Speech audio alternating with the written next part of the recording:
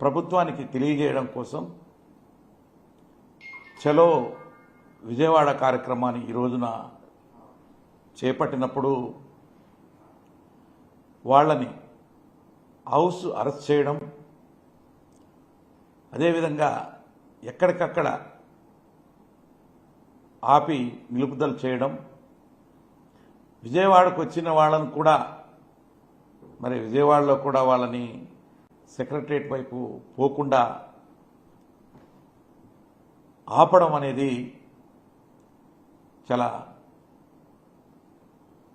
హేయమైన చర్య. ఎందుకంటే ఈనాడున్నటువంటి ప్రభుత్వము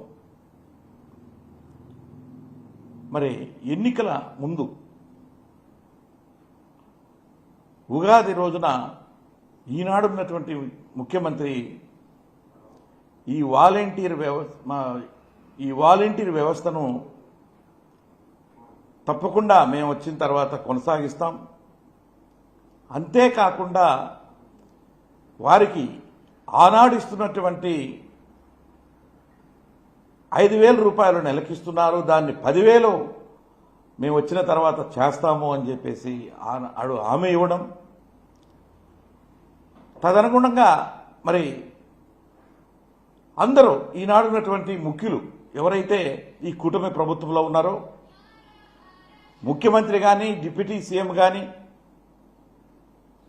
అదేవిధంగా లోకేష్ గారు కూడా చాలా సభలలో వాళ్ళు ఎన్నికల సమయంలో వాలంటీర్ వ్యవస్థని కొనసాగిస్తాం,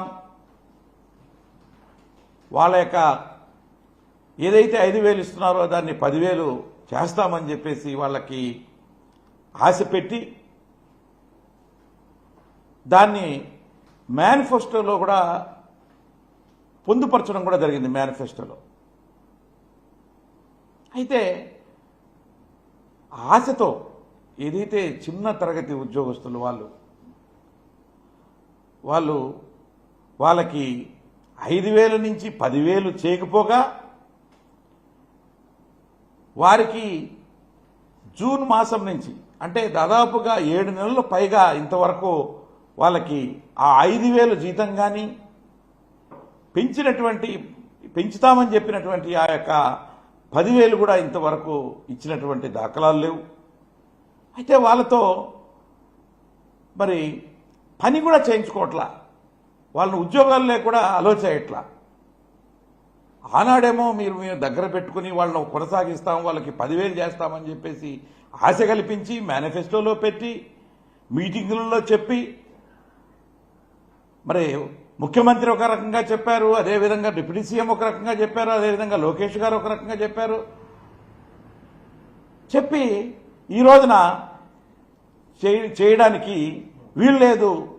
వాళ్ళు న్యాయంగా ఈ రోజున ఏంటంటే కేబినెట్ జరుగుతుంది సెక్రటరియట్లో, సరే ముఖ్యమంత్రి గారి దృష్టికి ఈరోజు తీసుకొచ్చి ఆ కేబినెట్లో దీని మీద డిస్కస్ చేసేదానికి ఆస్కారం ఉండేటట్టుగా తెలియజేయాలనేటువంటి ఉద్దేశంగా చలో విజయవాడ కార్యక్రమాన్ని వాళ్ళు ఈ రోజున పెడితే దాన్ని ఆపడం అనేది మాత్రం చాలా అమానుషం.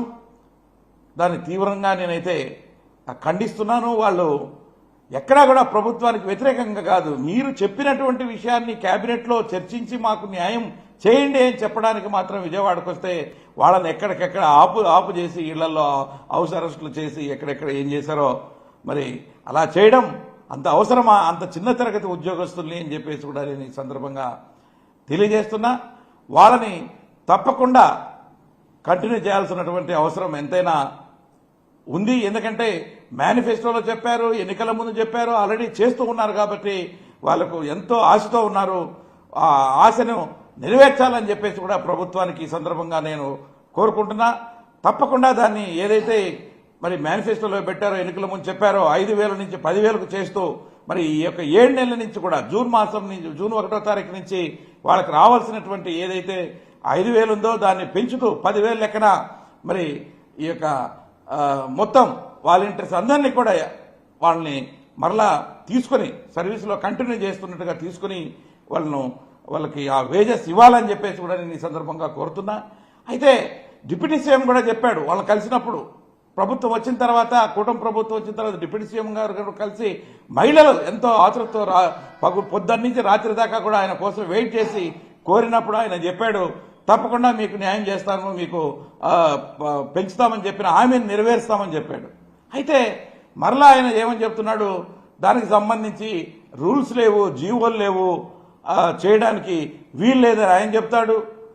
మరి లోకేష్ గారేమో ఇంకొక రకంగా విశాఖపట్నంలో మాట్లాడుతూ ఆయన కూడా మరి ఇది చేయడానికి ఎక్కడ ఉంది, అసలుకి వాళ్ళు ఉద్యోగస్తులే కాదు, వాళ్ళని ఎట్లా కంటిన్యూ చేస్తాం అనేటువంటిది ఆయన మరి జోకులు వేస్తూ మాట్లాడడం జరిగింది. అది ఎంతవరకు పద్ధతి అని చెప్పేసి కూడా నేను ఈ సందర్భంగా క్వశ్చన్ చేస్తున్నా. ఏదైతే మీరు చెప్పారో దానికి కట్టుబడి ఉండాలి. తప్పకుండా మేనిఫెస్టో ప్రకారంగా మరి 10,000కు పెంచుతూ ఇమీడియట్గా వాళ్ళు ఇచ్చేయాలి. అదేవిధంగా వాళ్ళు ఈరోజు ఎక్కడ కూడా ఎవరికి కూడా వాళ్ళ కోరికలు వాళ్ళని మీరు చెప్పినటువంటి విషయాలను వాళ్ళు అడిగారే తప్ప వేరే గొంతెమ్మ కోరికలు ఏం కోరలేదు. కాబట్టి వాళ్ళని అందరి మీద ఎక్కడ ఎవరి మీద కూడా ఈ కేసులు కానీ ఏం పెట్టకుండా వాళ్ళందరినీ విడుదల చేస్తూ మరి ముఖ్యమంత్రి గారు కూడా వాళ్ళని అలో చేసి వాళ్ళ యొక్క సమస్య ఏదైతే ఉందో మీరు చెప్పిన విషయాలే కాబట్టి మిమ్మల్ని వాళ్ళు రిక్వెస్ట్ చేయడానికి వస్తున్నారు తప్ప మీకు వ్యతిరేకం కాదు. కాబట్టి తప్పకుండా వాళ్ళని కన్సిడర్ చేసి వాళ్ళందరినీ కూడా ఉద్యోగంలోకి తీసుకోవాలని చెప్పేసి కూడా నేను ఈ సందర్భంగా కోరుతూ ఉన్నాను.